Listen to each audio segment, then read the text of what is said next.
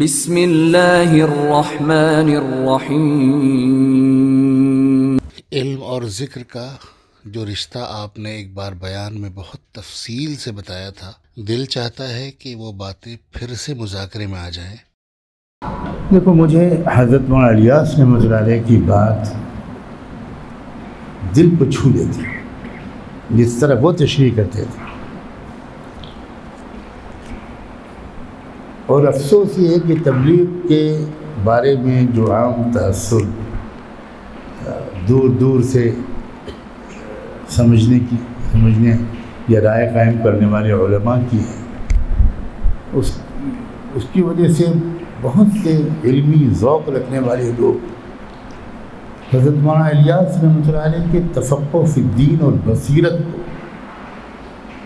پر غور نہیں کرتے۔ وہ کہا کرتے تھے کہ علم سے مراد ہے اللہ کے امر حال کو جاننا۔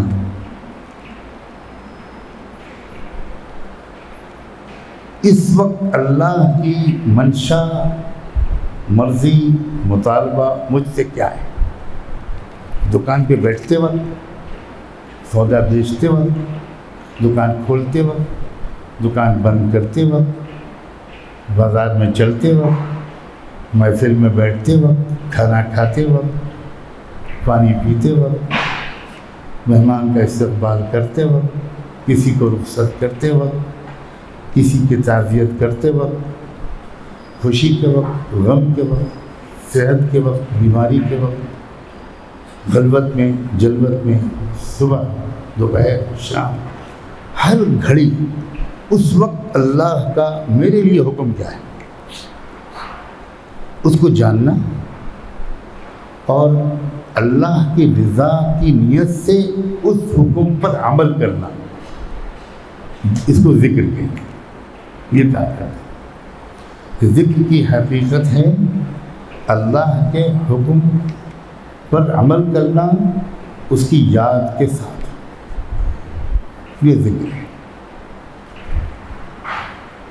واقعہ یہ ہے کہ سمندر کو کوزے میں بند کر دینے کی جو تعبیر ہے وہ صادق آتی ہے اس میں، اور غالباً اسی لیے انہوں نے دونوں کو ایک نمبر قرار دیا، کیونکہ بہت بنیادی سوال ہے کہ علم اور ذکر اگر الگ الگ صفات ہیں تو دونوں کو الگ الگ ہونا چاہیے، اور 6 کے بجائے 7 نمبر ہو جاتے ہیں، طاق عدد ہوتا اور زیادہ بابرکت عدد ہوتا، لیکن وہ دونوں کو الگ الگ کرنے کے لیے تیار نہیں تھے۔ علم بغیر ذکر کے یہ یہودیت کی میراث، یہودیوں پر جہل کا الزام قرآن نے کبھی نہیں لگایا۔ یعرفونہ کما یعرفون ابناءہم، جہل کا کبھی منسوب نہیں کیا یہودیوں کی طرف، اسی لیے یہودیوں کے بڑے بڑے علماء ہوتے تھے، بڑے بڑے مدرسے ہوتے تھے، یکتبون الکتاب بأیدیہم اتأمرون الناس بالبر وتنسون انفسکم وانتم تتلون الکتاب۔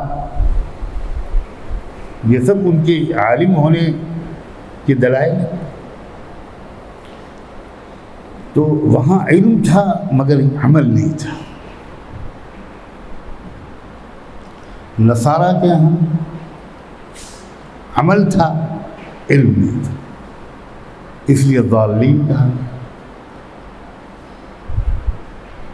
تو یہ علم اور ذکر کی جو تفریق ہے وہ حضرت شاہ ولی اللہ رحمۃ اللہ علیہ کے خود صراحت کے مطابق کہ اگر علم ہو اور عمل نہ ہو تو یہ یہودیت کا مزاج بنا دیتی ہے۔ اسی لیے شاہ صاحب نے لکھا ہے کہ اگر تم یہودیوں کو دیکھنا چاہتے ہو اور یہودی مزاج اور خصوصیات کو سمجھنا چاہتے ہیں تو امت محمدیہ کے علماء سو کو دیکھو، کتنی غیر معمولی اہمیت کی حامل ہے یہ بات۔ تم کو جاہل عوام میں یہودیت نہیں ملے گی، تم کو علماء میں یہ کبر، حسد، یہ سب ہم آپس کی جو ہمارے جو حالت ہے، تو شاہ صاحب کی بات بالکل درست معلوم ہوتی، بالکل درست معلوم ہوتی۔ اور نصارہ کے بارے میں شاہ صاحب نے لکھا کہ اگر تم نصارہ کو دیکھنا چاہتے ہو اور نصرانیت کو سمجھنا چاہتے ہو تو مزاروں درگاہوں کے مجاورین اور مشائخ کی اولاد کو دیکھو، پیرزادوں، مشائخ کی اولاد کا ترجمہ کرنے کے بجائے پیرزادوں کو دیکھو۔